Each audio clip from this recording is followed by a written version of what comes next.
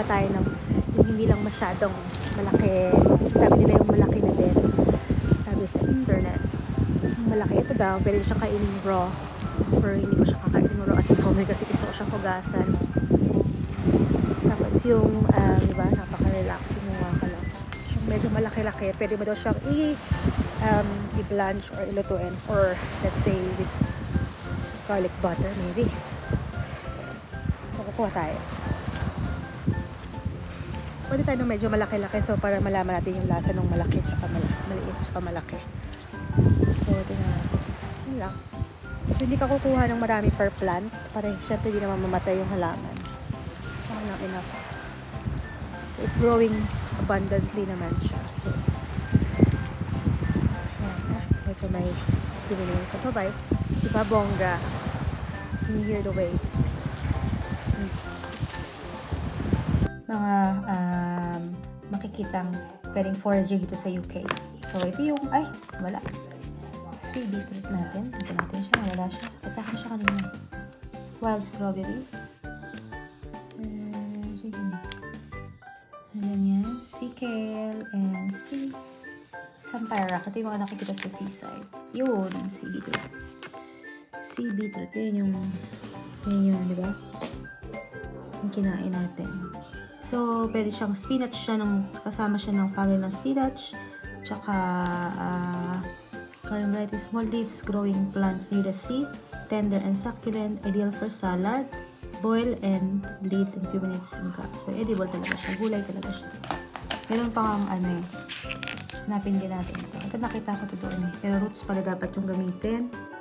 Yan, tsaka yung isa pa, sea kale. Nakita ko rin yan, balikan natin ito. Seaside. Puro siya. So, edible talaga siya. So, there, may bago na naman tayong kinuhang pang foraging. This is called sea beetroot. So, yun siya yung beetroot siya. Ito na siya sa seaside. Yung ugat niya, yung beetroot na kulay pula. So, pwede rin kainin yung leaves niya para siyang kale, full of vitamin K. So, kinakain yung, kinakain yung leaves niya ng broda. Pero blanch lagi. So, subukan natin siya sa kuha nating crabs later on. Yan, tignan natin. Let's see sa nagpo-foraging na naman tayo. Tignan natin. Ayan o, dalawang halaman kasi dito. May violet saka may ito. Ayan, ito pero yung siya. si Si beetroot yan. Hindi ito ha?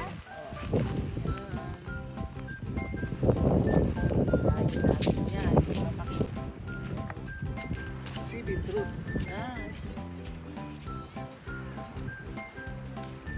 Ito na naman yung foreign kid. Gagawin po namin ito ay i-steam muna namin tapos lutuin sa garlic and butter. Ayan po. Yan yung kinuha namin sa seaside origin. Ayan. Ganito siya. Pero sobrang sarap po. Parang seaweeds. Ayan. Pwede rin tinisting namin, ninuya ko itong niya. Ito. Na yung lasa po niya, yung katas ay parang may lasang salt. Ayan po. Maraming garlic kailangan. Kasi namin sa butter pagkatapos ng steam.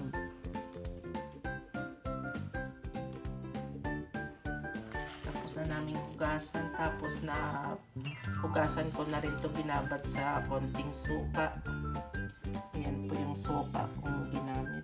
Ito.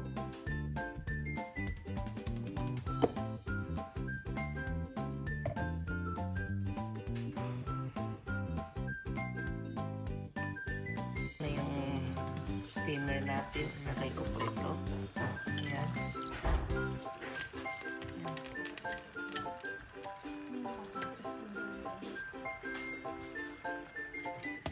Parking sila dun sa baba. Okay na yung steam natin.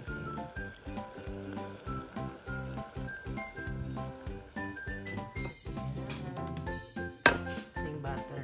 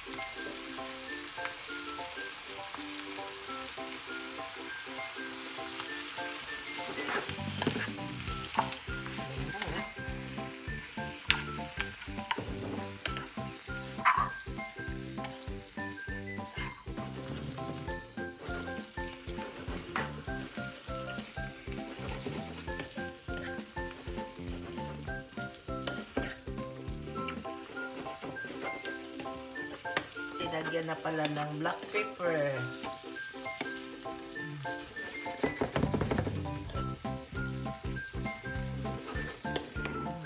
Mukbang natin po ito. Kakain na po tayo.